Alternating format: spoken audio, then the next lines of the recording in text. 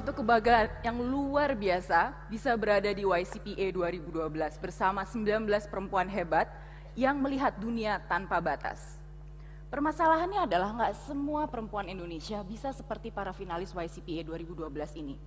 Kenapa? Karena di Indonesia ada suatu konsep yang luar biasa ditanamkan pada perempuan sejak mereka kecil, bahwa jadi perempuan itu harus jadi perempuan baik-baik. Perempuan baik-baik itu harus selalu dengerin apa kata orang, apakah itu kata orang tua, apakah itu kata kakak, paman, kemudian nggak perlu deh banyak bicara. Lagi pula apa sih kalau perempuan baik-baik itu kalau udah besar nggak perlu jadi perempuan hebat dengan karir tinggi-tinggi, cukup cari pasangan, menikah, itu adalah prestasi yang sudah dipatok dari kecil. Nah, kemudian saya berpikir, waduh, jangan-jangan persepsi yang ditanamkan oleh masyarakat seperti ini memberikan dampak tidak hanya pada kehidupan publiknya perempuan, tapi juga pada kehidupan personalnya perempuan. Lalu saya menemukan sebuah statistik yang mengejutkan. Di Amerika ada sebuah penelitian yang mengatakan bahwa perempuan yang mendapatkan orgasme atau kenikmatan seksual yang paling puncak itu hanya 30%. Tapi laki-laki bisa sampai 70%. Lalu saya ini mengutik sekali perasaan saya. Kenapa sih kok perempuan bisa cuma 30% yang merasakan kenikmatan seksual, sedangkan laki-laki bisa sampai 70%. Nah, dari pertanyaan ini, lalu saya mencoba melakukan sebuah proyek pribadi, namanya The Orgasm Project. The Orgasm Project ini saya mencoba mencari tahu sebenarnya gimana sih perempuan Indonesia itu kalau berorgasme.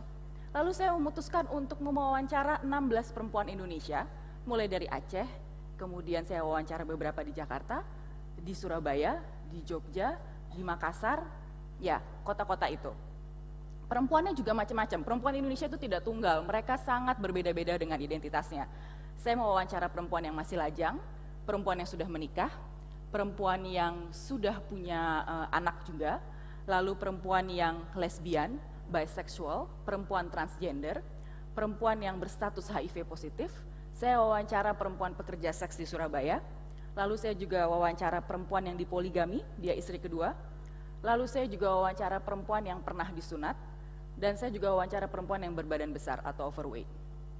Pertanyaannya cuma satu, bagaimana sih orgasmenya kalian?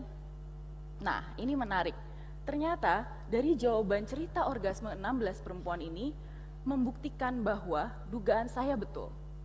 Ada satu konsep yang selalu ditanamkan ke anak perempuan dari kecil yang saya sebut dengan the Cinderella syndrome. Jadi gini, coba deh perhatiin.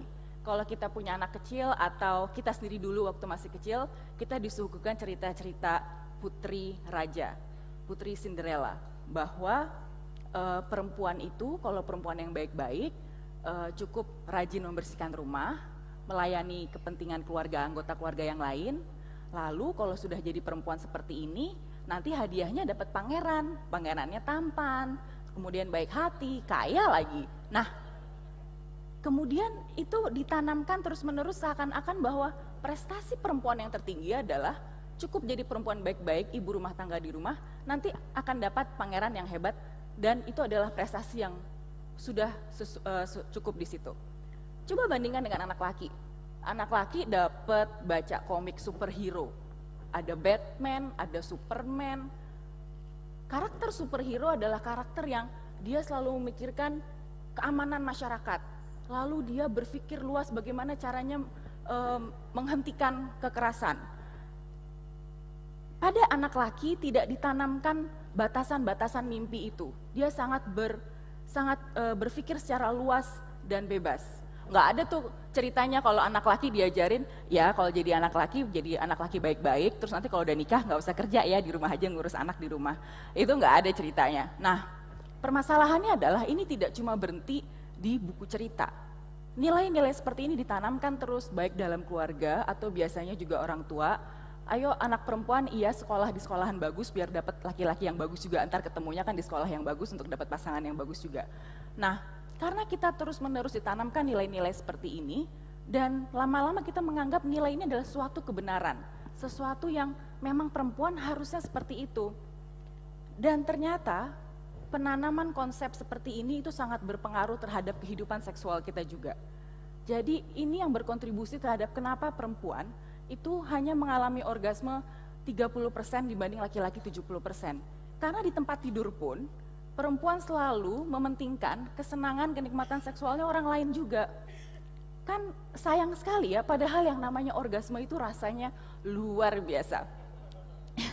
Kalau misalnya saya boleh cerita, orang tuh suka nanya, orgasme tuh seperti apa sih Firly? Waduh, kalau nerangin orgasme tuh susah. Nerangin orgasme tuh seperti menerangkan warna pelangi ke orang buta. Tapi paling tidak rasanya itu seperti ada rasa yang menjalar dari ujung kaki, lalu dia naik, lalu dia sampai menjalar sampai ke atas kepala dan dia bang meledak di atas kepala. Saya tuh ngegambarin orgasme itu seperti ledakan alam terjadinya alam semesta, teori The Big Bang.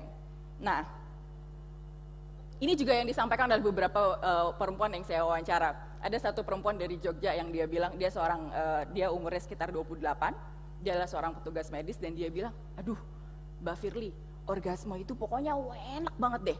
Saya tadi malam baru dapet sama pasangan saya. Kebetulan pasangannya dia perempuan juga, jadi mereka pasangan lesbian. Dan dia bilang, orgasme itu rasanya tuh kayak ada sesuatu yang datang dari jauh, terus dia mendekat, terus dari itu loh Pak, kalau udah sampai ujungnya rasanya pusing hilang, dia bilang. Nah, lalu saya juga menemukan sayangnya, konsep-konsep perempuan baik-baik itulah yang menghalangi perempuan untuk mendapatkan kenikmatan seksualnya. Ini saya dapatkan dari seorang perempuan Surabaya, umurnya juga 28, dia sudah menikah dan sudah punya 1 anak. Dia bilang, Mbak, kalau perempuan Jawa itu ya, kalau perempuan Jawa itu kan konstruksinya jadi perempuan tuh harus jadi perempuan baik-baik, itu tandanya di keperawanan Mbak. Jadi kalau mau nikah nggak boleh melakukan dulu, jadi harus perawan. Nah makanya pada malam pertama itu Mbak, saya pura-pura bego. Jadi pokoknya saya di tempat tidur ya diem aja, nggak ngapa-ngapain. Karena kan semakin saya nggak ngerti apa-apa tentang seks, semakin baik kan Mbak ya. Jadi ya udah, saya diem aja di tempat tidur nunggu, dia bilang. Nah, hal-hal ini yang membuat saya berpikir kalau misalnya perempuan tidak berani mengekspresikan perasaannya di tempat tidur, itu juga sama dampaknya di ruang publik. Di ruang kerja, kita juga tidak berani menyampaikan apa arti atau perasaan yang ingin kita sampaikan, pendapat yang kita sampaikan. Jangan menganggap enteng orgasme. Kenapa? Karena buat saya orgasme itu adalah sebuah indikator apakah kita itu seorang perempuan yang berdaya atau tidak. Kalau kita perempuan yang berdaya, punya posisi tawar yang baik dengan pasangan, tentunya kita bisa menyampaikan apa yang kita inginkan. Dan pada saat itulah kita bisa mendapatkan kenikmatan seksual, karena kita mampu berkomunikasi dengan baik.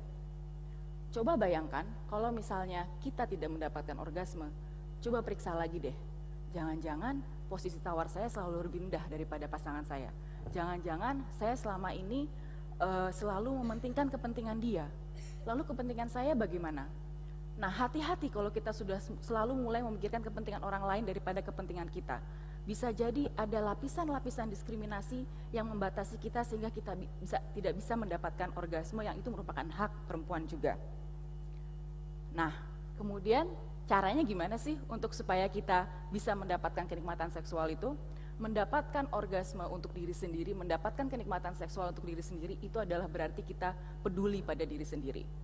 Saya berani jamin, kalau kita bisa mendapatkan orgasme, kita sudah percaya diri dengan diri kita, bahwa kita adalah perempuan yang punya makna, dan sebagai individu utuh, apapun identitas kita. Apakah kita menikah, tidak menikah, apakah kita lesbian, apakah kita pekerja seks, ataukah kita perempuan yang berstatus HIV positif. Kita adalah makhluk individu utuh yang mampu membuat keputusan, dan perempuan yang seperti ini, dia bisa mempunyai posisi tawar untuk bernegosiasi dengan pasangannya.